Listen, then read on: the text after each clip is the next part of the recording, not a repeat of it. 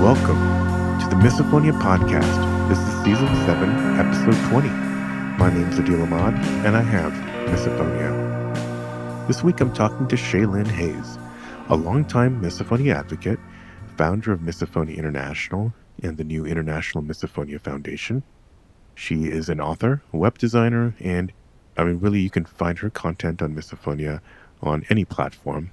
It was great to talk to her about her origin story, which was actually a little unusual, how she got into advocacy, starting a nonprofit, her work with Dr. Jennifer Brout, and then her thoughts on lots of topics like her coping methods, marriage tips, dealing with healthcare professionals, her thoughts on the DSM, sensory regulation, sensory processing disorder, and a lot more. We also close by hearing about her other hobbies like fiction writing. Great conversation, and I'll have links to learn more about Shaylynn's work in the show notes. After the show, you can let me know what you think by email at hello@misophoniapodcast.com or hit me up on Instagram or Facebook at Misophonia Podcast.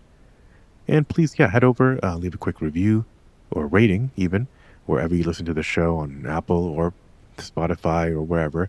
It helps drive us up in the algorithms, which brings in more listeners. A few of my usual announcements. Thanks again for the incredible ongoing support of our Patreon supporters. If you feel like contributing, you can read all about the various levels at patreon.com/Misophonia Podcast. And this episode is also sponsored by the personal journaling app that I developed called Basil. Basil provides AI-powered insights into your journal entries and guides you with new writing prompts every day based on those insights. You can explore many different therapy approaches and modalities. It's available on iOS and Android. Check the show notes or go to hellobasil.com. All right, here's my conversation with Shaylynn. All right, well, Shaylynn, welcome to the podcast. It's great to have you here. Thank you. So, I'd like to first ask with everybody, kind of, where are you located? I'm in New Brunswick, Canada. Awesome. Yeah, I'm from Ottawa, born in Montreal, so always get to talk to another Canadian. So, obviously you have a lot of stuff going on. I've had a lot of stuff going on with misophonia over the years, but I want to definitely dive into all of those. But I guess maybe first, do you want to rewind and kind of go back to, I'm sure people would be interested to know your misophonia origin story, kind of how things kind of started for you. I'm actually kind of an odd case, I'd say, just based on everyone I know, because my entire childhood was misophonia free. Like, you could have any sound in my presence and I did not care whatsoever. It wasn't until I'd say I was 16 that I had very minor symptoms, and when I was 18 it all like crashed and burned and became severe. And just as an advocate, it's very, very rare to see someone who got it as an adult, as I'm sure you've noticed. Yeah, right. So, yeah, it's kind of a strange case. And obviously, the literature can't point to why for any of us. So, right. It's just, yeah, it's weird because one day I didn't notice sounds, and then the next day I noticed them all. Like, it was so sudden, like, just so sudden. So literally kind of overnight. I mean, I think that's oversimplifying, like, a little bit. There were a few, like, little things here and there that were bugging me, and, like, they were bad, but, like, it was more, I never noticed anything, and then suddenly I was noticing things, and then, like, each trigger started coming and coming and coming, and then eventually it hit, like, that plateau of these are the ones that are here to stay. Right. Do you know, you want to paint the picture, kind of what was happening? Like, what was your home life around that time? What was kind of going on in your life? My home life was fine, but I suffered from anxiety, depression, undiagnosed OCD, all of that. But, I mean, I'm hesitant to kind of explain why I think it happened, because as someone who plans to be involved in research, you should never kind of have causation or like just assuming something. But sure. I think it's important because I had undiagnosed serotonin syndrome from Paxil, and I was sick for like 6 months and had muscle tremors in my head, and I didn't have misophonia, and then I did. So I think there's definitely a case study there, because it didn't exist, and then something happened in my brain and it did. Gotcha. And your first triggers, we don't have to talk about sounds, but what kind of like typical your parents, or was it just kind of general? life? The visuals actually came first. Again, Ah. like I'm a curious case in all regards. Chewing still isn't that big of a trigger for me unless Mm-hmm. I'm like trying to listen to the TV, which is more auditory gating than misophonia. Sure. Um, the first trigger would have been like leg shaking, and then pen clicking came, and then whistling, which is still my absolute worst trigger. If I ruled the world, it would be illegal. I'm serious, like straight to jail if you whistle. No. And then basically, how was school then? Because a lot of these triggers, I'm sure, happen at school. Pen clicking, whistling. Um, in my teenage years, like it was like grade 11, 12 by the time, like Yeah. first I was more dealing with the serotonin syndrome and I was actually doing my schoolwork from home because of that. So like I had bigger fish to fry at that point. I've described misophonia as crawling out of one hole to fall into another because I finally got over the depression. I got the OCD in line, and then all of a sudden I fell into this like deep dark trench of misophonia, which Hmm. I will say to this day is worse than all the rest put together. Gotcha. And so, when when you were starting to notice misophonia, visual triggers, did you mention it to anybody? I'm just curious, kind of how the reaction was for uh, to your misophonia. Um, it first got really bad when I was in university, my first year. But like before that, just like a bit with my mother, the leg shaking was a huge trigger. And I'm a very abrasive, assertive person. So she didn't understand why, but she stopped. So, um, and like, yeah, I've always been a head on type of person. Even if I didn't have an explanation, it was, hey, you can't do that in my presence or I'm leaving. Hmm. So whether that's right or wrong, that's how I've always dealt with it. University was interesting. Like before we even knew what it was, like my friends, if there was a visual trigger, they would like if we were in the cafeteria, they would physically move their body to block it for me. So I've been around like amazing supportive people the whole time.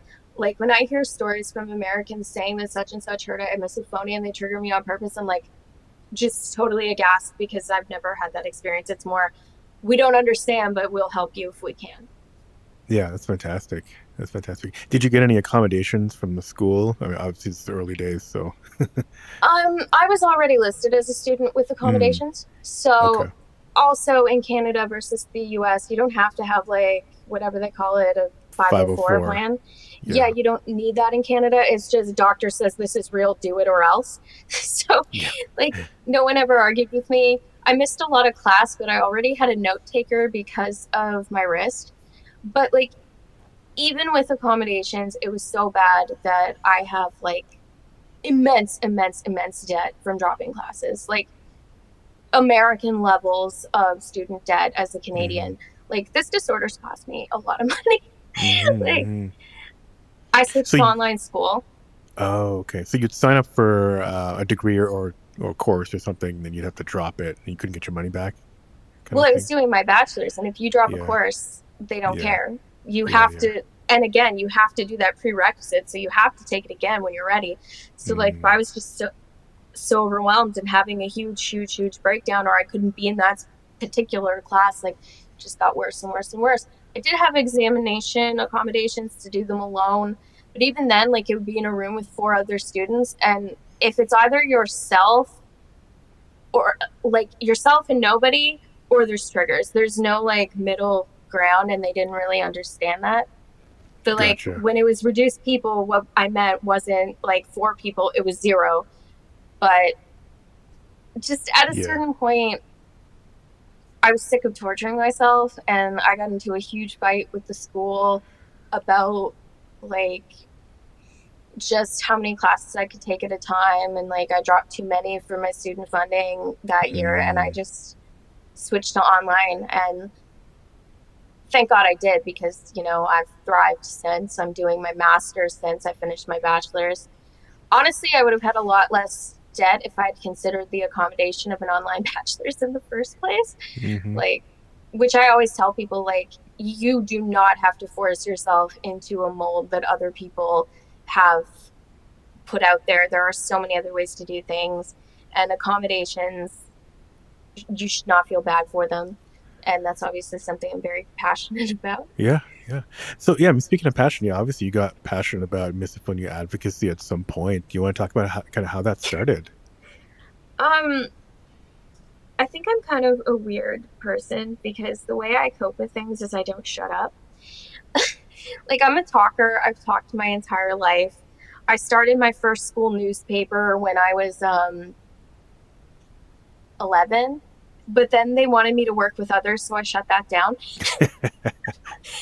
I joke like I'm not good at working with others, and it's not because I don't like them. It's because like I have this vision and I need it to exist, and I get kind of obsessed. But um, I dove right in, like feet first, just completely out of the blue, and I started my advocacy with writing a book, like just right out of the Oh gate. wow, yeah, going for the Well, I big, was already a yeah. writer. I had already finished a novel by this point, actually two of them, but the first is that quintessential "you will never think about it again, throw it in the trash can" novel, that authors always have. Right. So I had finished a novel that I actually published and was proud of by then. And so I just decided to write a book. And it just like kept snowballing, and I got interviews with people. And this was 2015 that I wrote Full of Sound and Fury, and it was a lot of learning to communicate, like explaining to people that you shouldn't talk about misophonia while you're triggered, because if you attack them, then you have two people in fight flight if you start with anger, and the two people in fight flight are not going to have a good conversation about Yeah. negotiating and conflict. But yeah, and then I met Dr. Brout while writing the book, and Hmm. she actually was part of the book and wrote the foreword.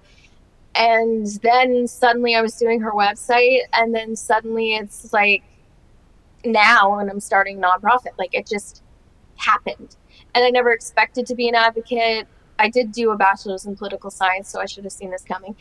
But I never expected to do a master's in counseling. I mean, there was part of me that wanted to, like for years, but I never expected it, like my whole life, to revolve around this one disorder that I never knew existed or even had, and like at a bad level until 18. It was so strange. Like just my entire life and entire life purpose just kind of like flipped on a Yeah. dime.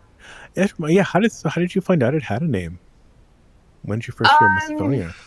a family member sent me an article on it and said, maybe this is what you have. And at first I Mm, was a bit hesitant because the visual triggers weren't mentioned. And at that time, as I mentioned, the visuals were worse for me.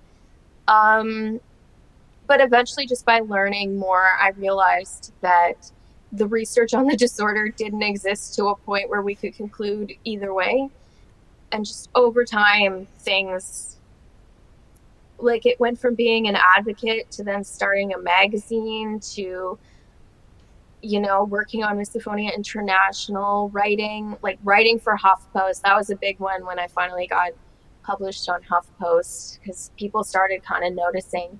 It was a little weird, like someone in a random Facebook comment on something totally unrelated to anything was like, "Oh, I recognize your name from HuffPost," and I was like, instead of feeling this is great, I was like, "Well, this is weird. I did not expect this." But yeah. yeah, there Yeah. was So never yeah, a plan. you're right. Right. No, it sounds like that kind of snowballed, and you filled a void because, like you said, there wasn't really anything going on. Um, and obviously, I think you're involved with the Reddit as well, which is a pretty big group, I believe. Yeah, And I'm very hands off on that now. mm, I still am involved. Like technically I'm still top mod, but I kind of let the other moderators run that yeah. because I can't be objective. Like I get Oh, no, it's just I yeah. get too emotional, and like I Yeah. can't even Google misophonia, because if I Google misophonia, I see like articles that aren't true or are wrong, or like just people Right. selling things that don't work, and like my blood pressure can't take it. Like I care too much, so I just like get upset, and I've just stopped doing that. Like I just focus on my own work, and I'm sure people think that like I'm self-absorbed or something because I'm like not reaching out, but it's just me kind of siloing myself for my own mental health, because I can't control the whole world. I can only do my work and hope that it's helpful. But there was a time where if I Googled misophonia, like I'd stay in bed for a week because I was so upset, Hmm. because I'd see things like misophonia is OCD. And I mean, things have changed a lot, but for a long time, it was really, Oh, really, right. really bad. And yeah, I just completely stopped looking because I was like, if something's important, it'll come in the literature and then I'll read the research and then I'll Yeah. talk about it. So, I mean, one of the things that I'm sure keeps you going is kind of the positive impact of getting the word out. Do you yeah, I don't know, do you have any anecdotes of people kind of like really kind of like having like life-changing experiences, kind of seeing some of the stuff that you've put out there? Um, it's weird because like, yeah, I see the good that it does, but I never want to like overplay the role because at the end of the day, there's still no treatment. It's still impacting Yeah. lives. There's still stigma. And I've, yeah, had people say that, the website's great, they love it. And then being involved in the coping classes, people enjoying that. But like, I try to take a modest approach that, every person who's helped, there's still people out there who are struggling without a voice. Right, right. Yeah, well, let's talk about yeah. So Misophonia International obviously is kind of like a big hub for a lot of the Misophonia output that you have. There's also the you started the research network. Speaking of having no research for a while, yeah. Do you want to talk a little bit about that? I guess you first started by meeting Jennifer, but it kind of expanded from there. Um, Well, I will say that the IMRN is still Jennifer's. Like, I just made the website for that. We right. did work together, but that's still Jennifer's project. At the time, I actually said I wanted nothing to do with research, which is hilarious because, Ah, okay. I'm now technically going to be doing research studies myself. Right. So at the time, like, when we started this, like, God, I was 21 and now Hmm. I'm 29. So I'm a completely different human being than when I started all this, Yeah. obviously, as we all would be. Like, I started as a lonely, sad girl who didn't leave her room because of triggers, and now I'm a married woman. So I didn't see that one coming. Like, but it's weird because I feel like the misophonia has kind of grown with me. It's changed with me. The advocacy's changed with me. There was a period where I got really mad and wanted to shut it all down because I was resentful. I was like, I never chose this. I don't want to be a misophonia advocate. Like, why is this Mm. disorder my whole life? And then I like quit for, I don't know, it was like a year ago or something. I quit for like 3 or 4 months. And then I'm sitting there and like all I wanted to do was work on misophonia and advocacy Yeah. and like write about it when I quit. And I was like, damn it, I choose this. It was like Right. this moment of having to actually choose it because I never had. I feel like I said, it just snowballed. Like suddenly I'm writing a book and then I'm working on all these things and like I'm seeing the research and like, yeah, it was very overwhelming because like there was no cognizant way where I was like, okay, I'm a misophonia advocate and that's my life. It just happened. And I'm like sitting here 7 years later and I'm thinking, is this actually who I am? Is this what I want? Mm-hmm. And I know that's just Mm. something that people go through with everything, but it was kind of a weird growing pain. But after that, after I like actually decided to choose this, that's when I got more serious and like this summer decided to actually start a nonprofit because I feel like advocacy is great, but research is everything. Like helping people is great, but I feel like I've kind of reached my peak as an advocate. Like I can't write what is misophonia 20 more times. Like it's there, it's out there, but the research isn't. And like every single article is the same point. Like we don't know why these sounds are triggers. We don't know what the mechanisms are. And like after saying that so many times, like a light switch went off in my brain. I'm like, well, let's find out. Because I felt stagnant and kind of helpless because when you are having people come to you and new people and they all ask the same question, okay, yeah, this is real, sure, fine, but what do we do about it? And it's like, yeah, you can give coping skills, but after that, they're like, okay, but what do I do long term? And it's like, um, I don't know. I wish I knew. Like, Yeah, there's plenty of tutorials about misophonia out there, but mm, there's precious little, real research about it. So yeah, I was going to ask like, what made you decide to go from the Misophonia International stuff, the writing Mhm. books to what you're doing now? Do you want to talk a little bit about the new organization, kind of what its purpose is and your plans for it? Yeah, we're in the final stages of getting approved by the IRS that like they're processing it, so it should be like all of a sudden it'll be official. Mm-hmm. Starting it in Missouri with a social worker, um, who I got close to, ironically, with OCD advocacy. Mm-hmm. She does not think misophonia is OCD. For anyone listening who's worried, don't worry, she does not. But it's funny because my husband laughed because I went away for like 4 days over the summer and I come back and I'm like, oh, I'm starting a nonprofit. And he's like, what? Like it was nothing, wasn't even a plan. And then suddenly it's in the works. And he was just like, you're doing what now? What do you mean? And it was like a natural decision, but a little impulsive too, like a little like, okay, let's just do it. Mm-hmm. Mm-hmm. And then so you have some co-founders, I guess, the OCD ish focused clinical. Yes, and then two other misophonia sufferers who also have written for Misophonia International. Sharon Burns now. We're Mm. all getting married and it's confusing. Vicky Slodowski. Um, Vicky and Sharon have been writing and helping and volunteering with Misophonia International since the beginning. Sharon was in my first book in 2015, so it's actually Oh all wow. very full circle, Yeah. like, which Yeah. is nice in a way. Great. And yeah, so this sounds like the 501(c)(3 is happening. Mm-hmm. What do you have any want to share kind of some of the initial projects that you have planned Oh my God, that we're or actually wish hitting the list? ground running. Yeah. Like, I'm a web designer and graphic designer before I did political science, and then I did counseling masters.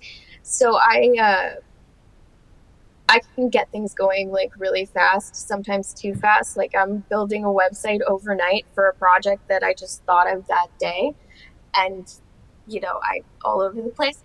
But the really big one that I'm really proud of, and I can't believe I already figured out how to do it, is starting an academic journal on misophonia. I've already got the full website done, the framework. We're getting peer reviewers already. We're getting editors. And I mean, that one I'm really, really passionate about because research wise, when you actually read the research, you can see that a lot of the citations aren't that great. A lot of the reviewers aren't that great. And a lot of the journals don't know what to look for. And like whether a study is good or not, that's all well and good. But I've been seeing kind of problems with just the way they're being accepted because misophonia is not known. So these journals will just accept any old opinion, without actually knowing whether or not it's true. And I think it's important for there to be a space for misophonia literature, that the editors are passionate about misophonia, that it's for them. Because look, the first ethical tenet of research is that it should benefit the community that's being researched, but I don't think we've necessarily seen that with all of the studies to date. Of course, many of them are great, but I'm not going to name any names or anything, but I think there's quite a few pieces of literature that I don't think kind of helped the community or was done with respect to our perspective of the disorder. There's a recent one which I'm sure we're all kind of aware of. We don't have to mention any names or titles, but it's still in preprint, so hopefully there's a chance to kind of reword I will. or I'm fine talking with that yeah, yeah, because I openly made a petition. My name is on the petition that I started right. it against the accommodation study by Storch at Baylor. Um, I don't want to say too much because it's all private correspondence via email, but I was contacted and they did say that they are editing the paper to include maladaptive versus adaptive triggers. So, like, I can't take credit for any changes, but I will say that it seems like they are listening to the community and they are making adjustments.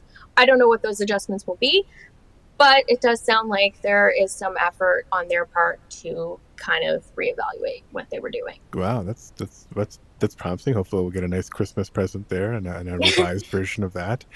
Um, and how about speaking of research? I mean, do you? I don't know how much you can say, but are there specific avenues, directions that you'd like to see looked at? I'm really, really pushing right now to get the characteristic sound study going, and we actually have a meeting to look at that. And so it's been like 4 or 5 years of people trying to get this done, and I'm trying to really push for now to be the time. I'm hopeful. I mean, tentative, but I'm hopeful. We also actually set up an IRB for our institution, so we will be able to do our own research in a streamlined way once we get going.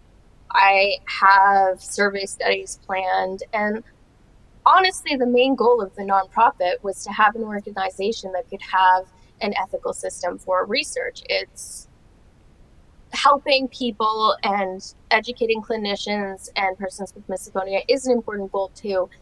But I think that that can only be done with a strong research foundation and a strong commitment to finding the answers that we don't have.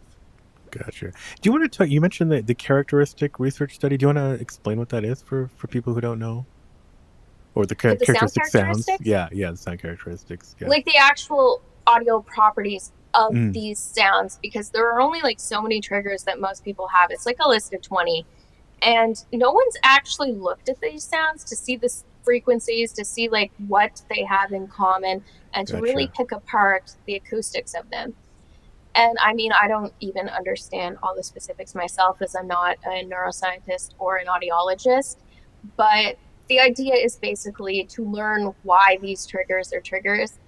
And it's insane to me that that hasn't been done yet, because it's not like it's completely random. Like, I've never heard someone tell me a trigger that I've never heard before. Like, they just say something random and I'm like, oh my God, really? Like, it's always these specific sounds. You might only have one or two, but it's not something like completely out of the blue, if that makes sense. Right, right. For a lot of people, also it's also context. Like for like a trigger that a stranger makes might not be a trigger, but then if a partner or a parent makes that sound, it suddenly is a trigger. And do you see context as kind of like an important piece of it? I think context too is going to depend on the person, because for me, it doesn't matter who on earth is making it, it's the same. Yeah, gotcha. Like, I'll even trigger myself. So So, you self trigger, okay. and I think that's where we're going to see a lot of variability. And I think too, even if this is something completely neurological, you still have all your ideas about things in your brain. So each person is going to process their world differently, whether or not it's a characteristic of the disorder or not. Right. So what I guess what are your coping methods that you kind of your go tos? Um, Structured avoidance, setting up a life where Yeah, I don't I have like that to term, have the structured traditional. avoidance. Yeah, Well, it's really hard yet for like children and teenagers to set up their lives, but once you're an right. adult, you can sit there and she's like, no, no, thank you, I'm not doing that. And like working from home, noise canceling earbuds, a lot of resentment. Like, I go back and forth, because sometimes I'll be like, oh yeah, I cope fine, like it's all right. And then other times I'm like, this is absolutely horrible. I hate it. Why is this my life? Like, I'm not gonna Mm, sit here and tell people, oh, I cope great. It's fine. It's fine. If it were fine, I wouldn't be pushing this hard for research and yeah, for what I do, because I don't think any of us got into the advocacy because misophonia was so easy for us. right. Yeah, avoidance of choosing the flight versus the fight.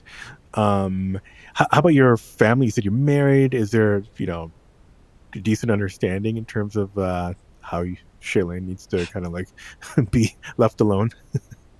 I'm actually going to share two tidbits right now. The first will be that I'm actually writing a book on misophonia and marriage. It's in the mid stages, like half Mm-hmm. written. Mm-hmm. Um, so it's something I've thought of a lot. Uh, we met on Tinder, and in my first message, I said, I have misophonia. This is what it means. If you can't deal with that, cool. But there was never a point in our relationship where it was a question because it was just, if you want to be with me, if you want to pursue this from like day one, Yeah. I have this.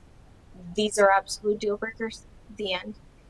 Which it is hard for me to see like people who have trouble communicating because some people learn way later in the relationship that it exists. Because for me, I'll say the privilege of knowing beforehand what my boundaries were, and if he whistled all the time or chewed gum all the time, I simply wouldn't have.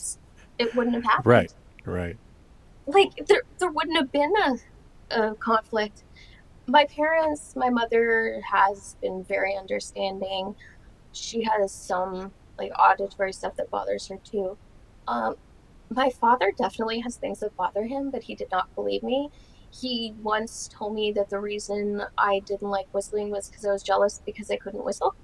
Okay. But eventually, he's learned to accept it, mostly because I made him watch Quiet Please. And he's of an older generation that if the TV says it, it's true. Unfortunately, he's also watched Ancient Aliens, so he believes aliens brought us microwaves. But Are you doubting whatever. that? What are you? No. Yeah. I did tell him I'm not disputing it, but please check your sources. Always sage advice, everybody. Check your sources. But he's gotten better. Also, as I said, like I don't want to sound too mean, but I'm the type of person that either you accept this or I leave. Like I'm a grown adult. If my father was like triggering me on purpose or something, I'd just leave and Yeah. wouldn't come back. And my parents love me and they don't want me to do that. Right. So they don't. I will say I can get very, very snappy, and I'm most snappy with my parents. Gotcha. Do you have any siblings? No, Okay. Okay. which is why I think I'm so snappy with them because there's always been a lot of triangulation and a lot of like Uh-huh. not your typical parent versus child. It was all mixed up Yeah. that Yeah. like Yeah. if we had a problem with each other, we just yell at each other. So, you know, but it worked for us. And my main way of coping when I was like really, really, really bad is flipping to a nocturnal schedule. Unfortunately, I'm triggered by lawnmowers and I live in military housing. And honestly, I should just get the environmental people against them because they mow like constantly. They never stop with commercial mowers. Mm, They've been mowing into October and the grass hasn't grown in 3 weeks. gotcha. I once saw them mow in a It's on a hurricane schedule. and a drought. Oh wow. Okay. No, there's no schedule. They're Yeah. completely out of the blue random. If there was a schedule, it would be easier because then I could just flee. Right. But Right. it could Right. come from anywhere. Gotcha. Okay. Have you mentioned it to anybody? The military council on your I tried to where get you're their living? schedule. Yeah. Oh, I'm very. Oh, I'm a complainer. I complain. Well, so yeah, so interesting. Yeah, so your house, I know your no siblings to trigger you, but your parents obviously were very well aware. Do you have like a But I only lived with my parents while having misophonia for like 2 years because it was like in uh between university as an adult. So it's not like it was, the casual story of you must eat dinner with us. When I was back living with my parents, it was they wouldn't see me for 2 weeks because I didn't leave my room and I was an adult. So they were like, whatever, whatever? she's fine Yeah. as long as she's alive. So Before your husband was, is there like a trail of exes that Shaylene has that were whistlers and gum chewers? no, he's like my first actual person I've been with for a significant amount Yeah. of time. I And your friends are very supportive. So that sounds like you have a pretty decent social kind of environment. Well, like I said, I think it's about setting up those boundaries and not coming from a place of like aggression, coming from a place of this really hurts me. Hmm. I want to be in your presence, but I can't be in your presence if this happens. Yeah, that's a great way to frame it. And have you talked to, obviously you're getting I think a counseling master's yourself. Have you talked to, Mm-hmm. since those teenage years, have you talked to professionals recently about misophonia? Um I know you're kind of in the thicket of it. You probably know more than most people, but I'm just curious if you've gone to seek professional help yourself. Not for the misophonia, but for like trauma and other things. My therapist and I laugh now because when I went in the first time, I came in with a booklet on what misophonia was. Mm-hmm. I sent my doctor a booklet on what it was. Like, I'm an advocate first, whether it's my life or elsewhere. So I just, bring them the information. I think it's very important to not say, I think I have this, to say, look, I have these symptoms. I've been dealing this for a while. This is what it is. I think it's important to be firm because, you know, I think if you seem confused, they don't believe you. Mm. They think you're just But kind of also, a chronic self-diagnoser or something, and not take you seriously. yeah, but also, I did have an instance with COVID where I couldn't wear masks as easily with the SPD because Mm. the masks made me feel like I literally couldn't breathe and was being suffocated to death. Obviously, I wasn't, but like I'm not like anti-mask or like saying, oh, blah, blah, blah, masks are a bit uncomfortable. I'm saying I put that thing on, it touched me. I literally felt like I was going to fall through the universe because of the sensory processing. And I got a doctor's note for that. That was fun. But I went into a nurse practitioner for the first time, and she told me that SPD wasn't a valid excuse or real, basically. Mm. And I already had a doctor's note from someone who was more qualified than her, so whatever. But yeah, this was like first few minutes into the appointment. I handed her literature on misophonia and said, I'm leaving. And she's like, what? And she was all offended. And I'm like, I'm not staying with a healthcare professional that is invalidating me and doesn't believe in a disorder. And I just left. And I went out to the lobby and I'm like, I want to be back on the doctor's list because it's public health care. And the waiting list is over 4 years and I didn't even care. Like, I'd rather have no practitioner than one that doesn't take me seriously. So I just went back out and I said, yeah, like, put me back on the list. And they looked at the practitioner and she just kind of like snappily was like, yeah, whatever. And it's just, she didn't expect someone to question her authority, I guess, but I'm not staying with a practitioner that doesn't take me seriously. No. Yeah. And did you find that? Well, how? I mean, in Canada in general, it's been a while since I've lived there, but I guess what's your take on like the awareness of misophonia amongst the public and also professionals? Um, in general, people hear like, you can say, hey, I have this, and they'll be like, whatever, accept it. Like, you can just say, oh, it's kind of like autism, oh, it's a sensory processing issue. And like, most people don't really care. Most people get, the same news as the US. Yeah. Although, right now in Canada, we get absolutely no Facebook news, but that's a whole other thing. Oh, right. Very I, different. I've been kind of laughing because I use a social media scheduler and it's scheduling US articles. And it'll be like, you can't see this post. And it's like, posted by Shaylynn Raymond. And I'm just laughing because it's like, You can't I see your own can't even post. see my own post. Yeah. Yeah. I think it's just as saturated as anywhere else. Like, it's the Yeah. same level as the US. There isn't really a differentiation there. Um, I think the difference is people are less resistant, whereas I've noticed with a lot of Americans, if they've never heard of it, they'll argue with you. Whereas most Canadians are like, okay, cool, whatever. Yeah. Like, they don't expect a liar. And in America, it feels like everyone expects someone's trying to get one over on them. There's a big like snap out of it, pull yourself up by the bootstraps kind of culture here, maybe more so than in Yeah, Canada. I've never experienced that, but I must like correct for bias because I'm also the type of person that just wouldn't put up with it. So I wouldn't really know because I'd be like, bye. Right.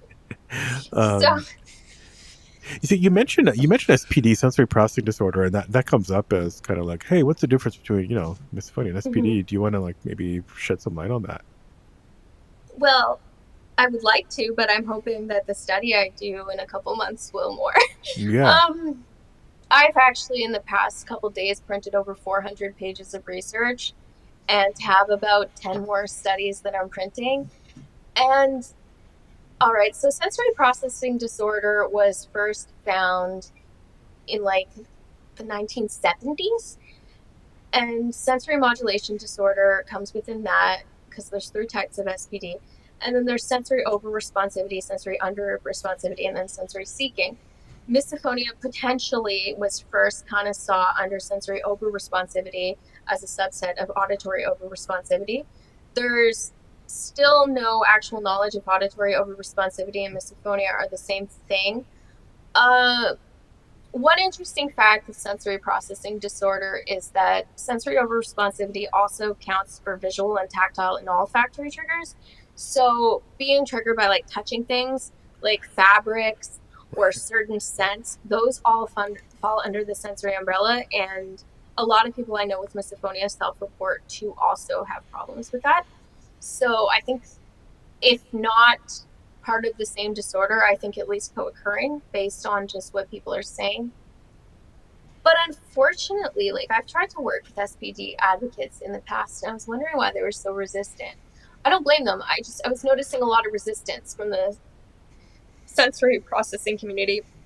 The first thing that I got told a lot by the SPD advocates was like, we don't like that you're associated with anger. Like for us, it's frustration, it's devastation, like it's kind of like that child who is just not being taken care of, who's like wants to cry and is like really upset and Mm-hmm. overwhelmed, and they're like, we don't like the press you're getting for the anger, it's too much. Like they really didn't want to be part of that. But also I think there's some resentment there because there is like absolutely no funding for SPD. Lucy Miller and the SPD Foundation have done an amazing job and so much work, but there hasn't been a lot of support. SPD almost made it into the DSM and then was taken out by an editor last minute. And like, there's still very few even validated measures on SPD. And like, when you're looking from a research perspective, I found 3 times as many papers on misophonia than I did SPD, unless it was related to autism. So I think there's this feeling of why is this like thing that might be a fringe subset of our disorder getting so much coverage? Uh, Because it is very interesting, and it's interesting to see that the auditory, whether or not that sense, because it is still a sense hearing, whether it's SPD or not, like it's so extreme with this particular sense that it's just blown up into this phenomena. And I don't know if it's because people are like, oh my god, that's weird, someone hears chewing and they're angry. Like I think part of the press, especially in the beginning, was kind of just gawking at how weird we are. And I right. mean, It's we all also know that. something we can kind of people can kind of relate to. You know, the people who think, oh, I have Yeah. a little bit of that, and so, I think people get a, you know, get a, are interested in things that are taken to the extreme that they can kind of relate to. Where SPD feels like, um, It's well, hard first to the name is understand so much too. more clinical. Misophonia is just kind of this vague term you can attach whatever you want to it. Also, SPD has so many subsets, and like if Right. you're not an occupational therapist, you're not going to understand it all.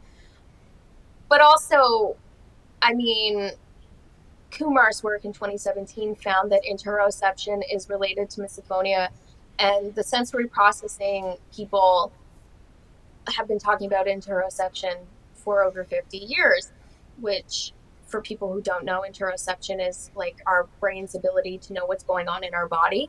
Mm. And like they talk about proprioception, they talk about interoception, and then they talk about all these things that we're now seeing in the misophonia literature. And it's it's weird to me that no one's talking. But I mean, I yesterday was looking for SPD measures and I could barely find anything. But there's like 4 misophonia measures, despite the fact that misophonia, no one heard of it until 2001, and no, like, it's been 10 years of research versus like 40.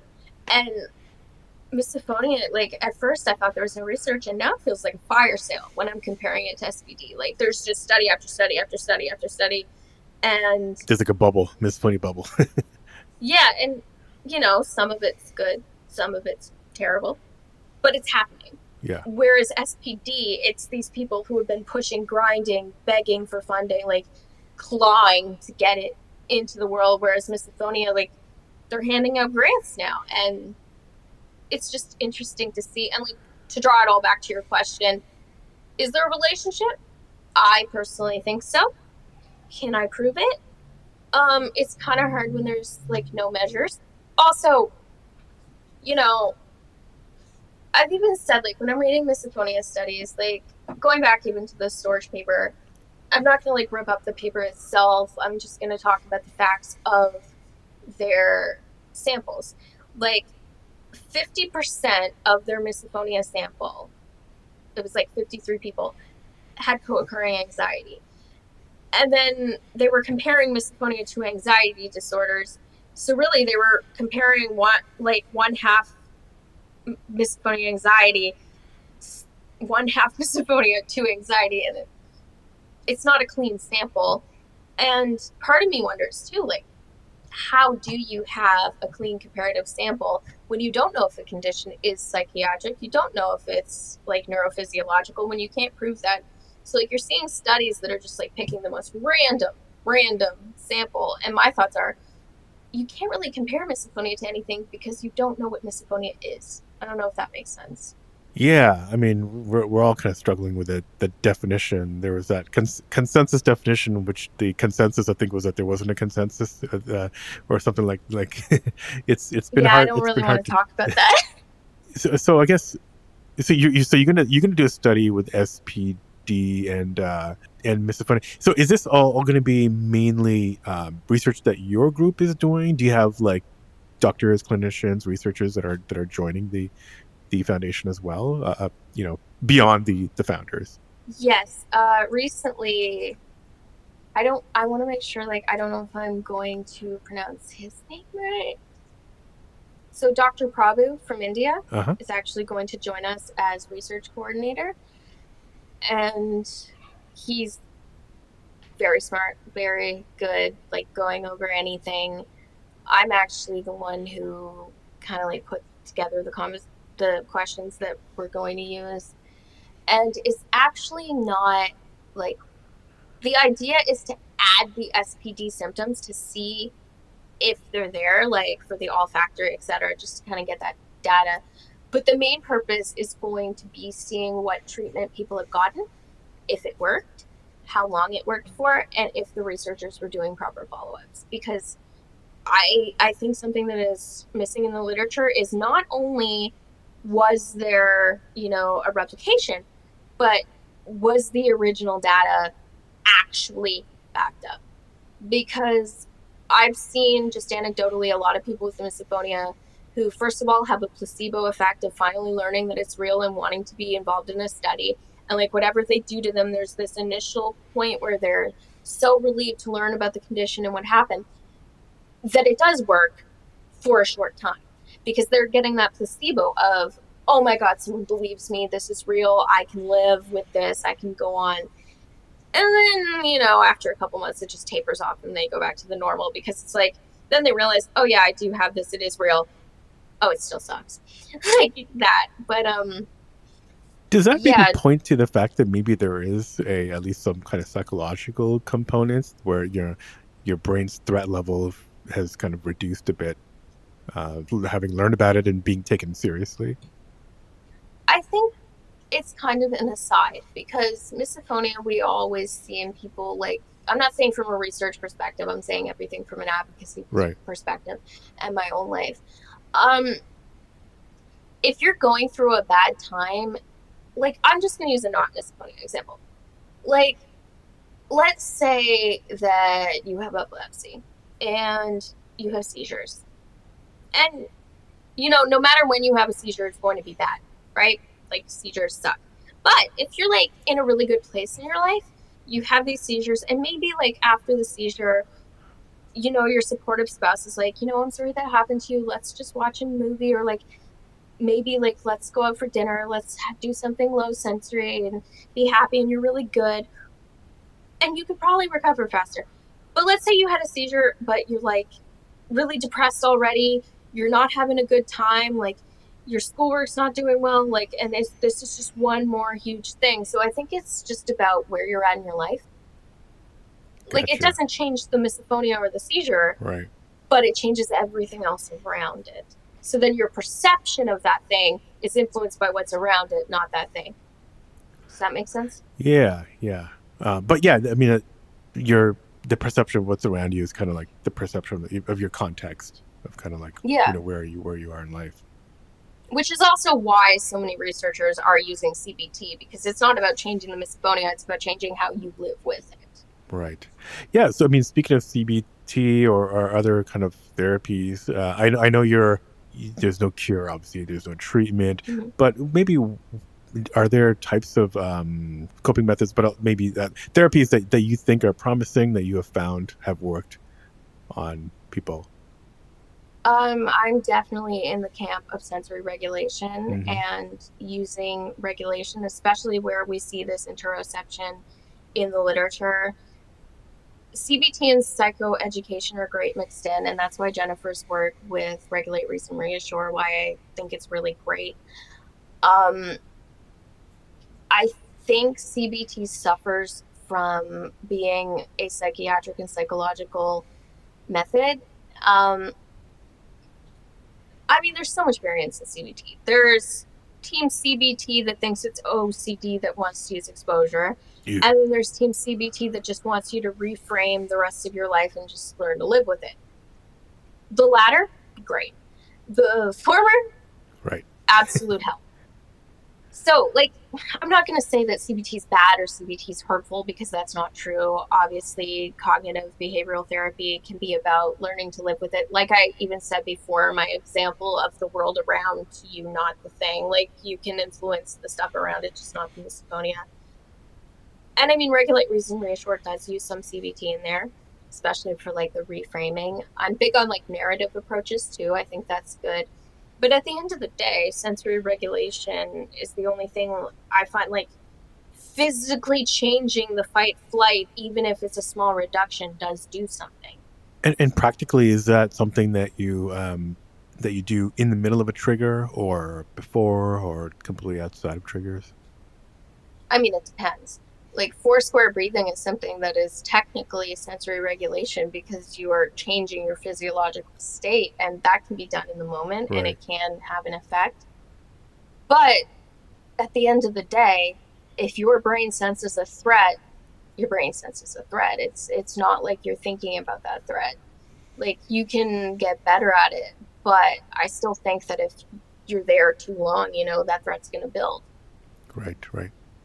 Um, maybe we're heading to about an hour. I don't mind going a few minutes over, but I would like to maybe take an aside and just talk about. I don't, you're a writer of non-misophonia stuff too. Do you want to talk a little bit about your kind of non-misophonia projects for a second?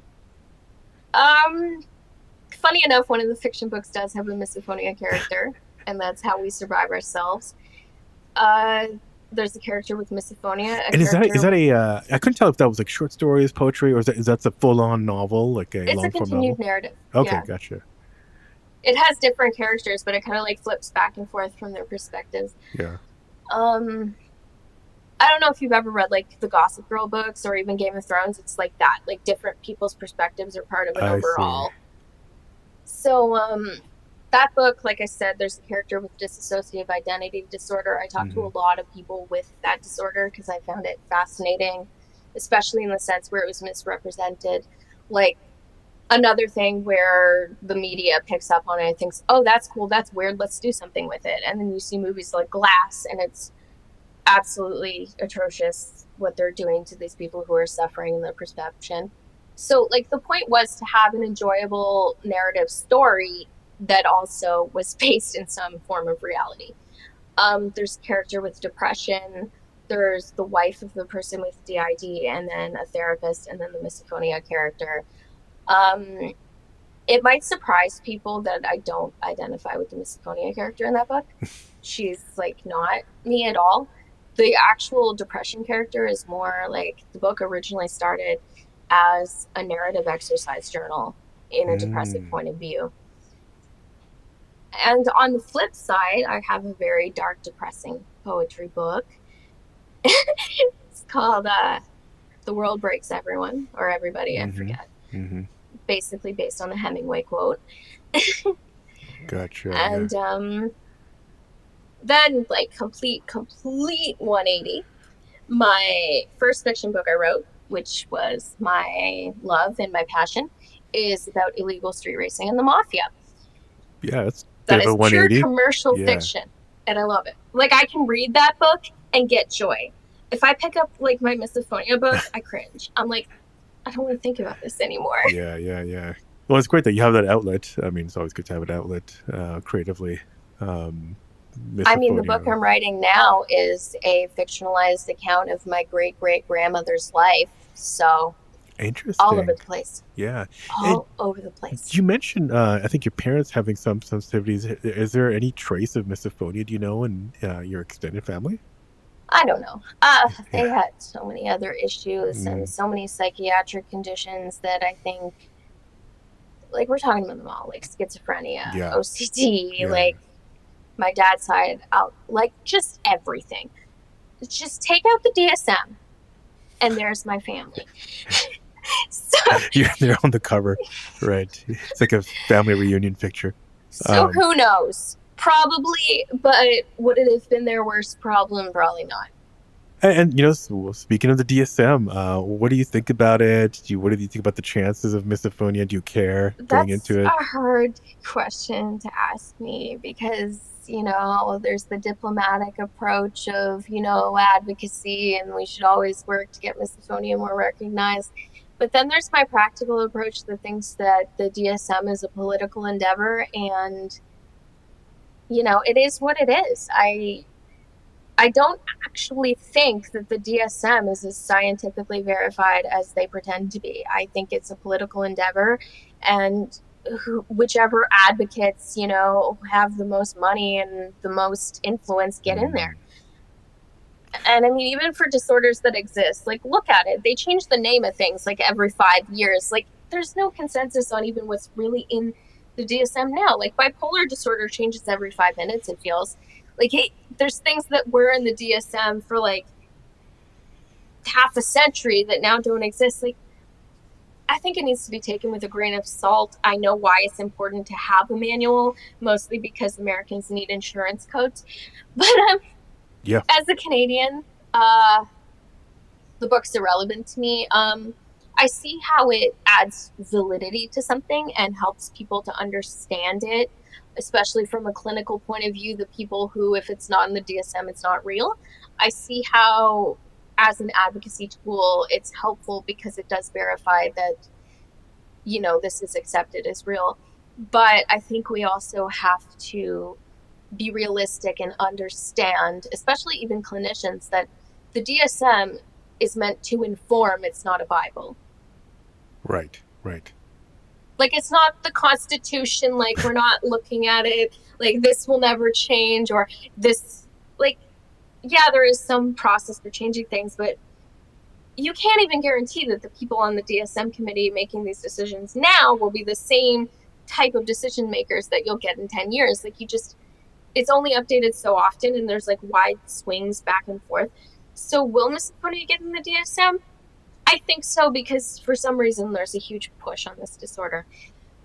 Now, will the definition in the DSM be accurate? I have some fears there.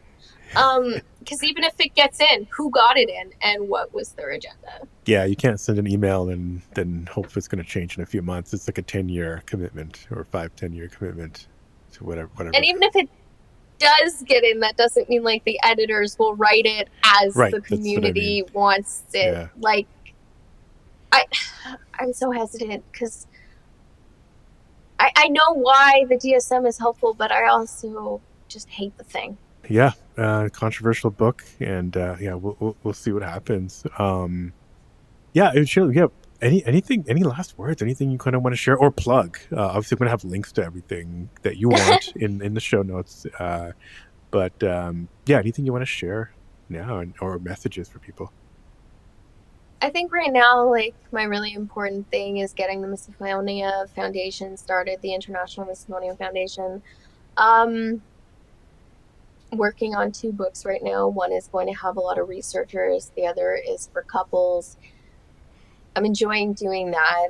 Um, I think the reminder I want to give people is that your best coping skills are your best coping skills. Like, there's no right or wrong. Like if someone, like even a study says, oh, don't accommodate, like don't listen to that. You are a person, you have free will, figure out what helps you. And as long as you're not harming another person, like obviously, like just live and let live, and don't be so serious about it. Like if you have to adapt in ways that maybe are less normal, as long as you're not hurting anybody, so what? Like you're living with this condition, you're getting by, and I think that's great. Yeah, great advice. Well, Shaylin, yeah, it was exciting to have you on finally. Thanks for all the advocacy you've done over the years since at least 2016. I know your articles were some of the early ones that I read, that really kind of got me interested in advocacy later on. So thanks again, and yeah, good luck with the foundation and your Thank you. masters, and yeah, and everything else. Thank you. Thank you again, Shaylin. Again, good luck with everything, and I hope to see great things and maybe have you on again. If you like this episode, don't forget to leave a quick review or just hit the 5 stars wherever you listen to this podcast. You can hit me up by email at hellomisophoniapodcast.com or go to the website misophoniapodcast.com. It's even easier just to send a message on Instagram at Misophonia Podcast, follow there, or Facebook at Misophonia Podcast, or on Twitter or X, it's Misophonia Show. Support the show again by visiting the Patreon at patreon.com/Misophonia Podcast. The music, as always, is by Moby. And until next week, wishing you peace